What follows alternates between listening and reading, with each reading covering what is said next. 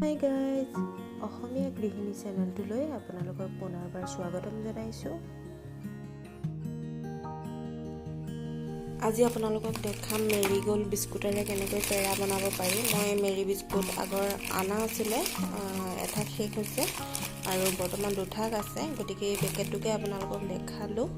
ইয়াৰে মই এঠাক মেৰি ল'ম, মানুহ কম আমাৰ ঘৰত, গতিকে পৰিমাণ মই বেছি নলওঁ, কাৰণ লকডাউনৰ সময় সহজতে যিকোনো বস্তু উপলব্ধ নহয় দোকান বজাৰবিলাকত, গতিকে যিমান কম পৰিমাণৰ বস্তু হয় সেইখিনি ইউজ কৰিয়ে মই কেনেকৈ বস্তুটো বনাব পাৰি সেইটো আপোনালোকক দেখাম আজি।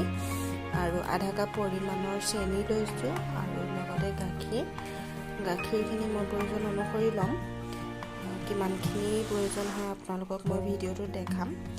আৰু এটা মিক্সাৰ জাৰ লৈছোঁ, এই জাৰটোত মই বিস্কুটখিনি গ্ৰাইণ্ড কৰি ল'ম, বিস্কুট আৰু চেনিখিনি গ্ৰাইণ্ড কৰিম। এই আমাৰ মিক্সাৰখিনি গ্ৰাইণ্ড হৈ গৈছে, এতিয়া মই এখন কাঁহীত এইখিনি উলিয়াই ল'ম।